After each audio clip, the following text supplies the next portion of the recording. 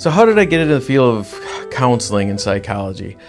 Really, it started out as just being around people, being raised in a small town and then going to college, and it was the social aspect of getting to know others and how we get to know others and why we gravitate towards the people that we do. And it was the people and the perspectives that intrigued me to learn more about why we are the way that we are. And I found that I was able to understand others' perspectives and where people were getting caught up and not understanding each other. And I just further developed my education around that, so I became more knowledgeable about the research and evidence that could help others, and I knew what I wanted to do with my life from there, and it was to help others with these tools and using my expertise to help people come together. And they say it really takes a village to raise a kid, and it's not just raising a kid, it's raising ourselves, because the world is a lot harder than anybody gives it credit for, and we've really narrowed things down where we're supposed to have it by ourselves. We put that Facebook photo out there of, the best photo and the best things, and we don't share the dark stuff, the things that have been hard for us. And so then we all feel alone when really we need each other. And I want to be part of people's village because I want to help others grow and develop and be the best person that they can be and help them understand that they're not alone. I really like working with all different age ranges and different people, but I feel like my expertise and what my history has really shown me is teenage and into the 20s is an age range that I've really been able to see a great deal of growth and development with.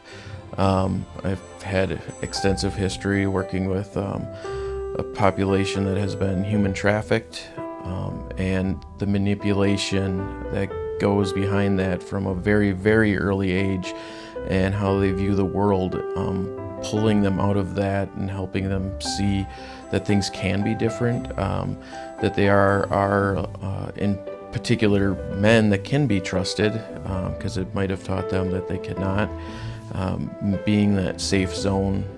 So the therapy process with me is very laid back. This is your time, this is your space, and it's what you want to talk about. Certainly if there's silence and there's certain things that need to be brought up, that's my job to get things going. But first off, we just need to be comfortable with one another, and what the heck are we doing here together talking to somebody you don't know?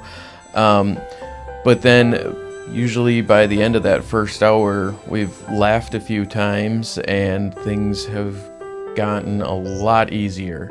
We figure out, okay, this is why I got to the point of making an appointment. And I think the stigma has really come down about counseling. It's not these huge grandiose problems that, you need therapy because, some traumatic event.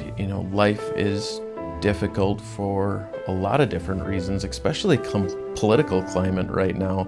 I mean, no matter what side you're on, just walking down the street can be aggravating right now, and people are wearing their sides on their face, and a lot of people just need to express and talk about their point of views and what's frustrating them in their life so they can be the best person that they can be.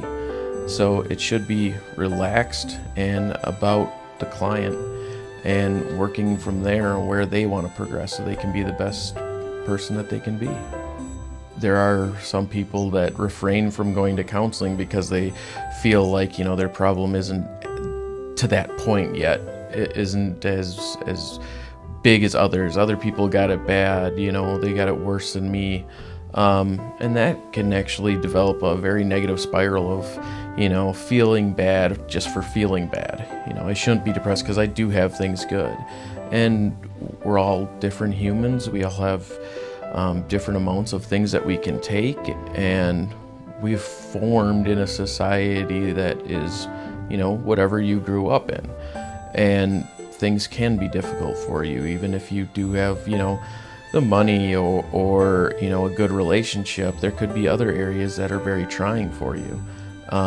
So I encourage people to come into counseling before it gets to that point where I feel like I need it. It's kind of like people go to the gym to work out, people eat the right foods to help their body.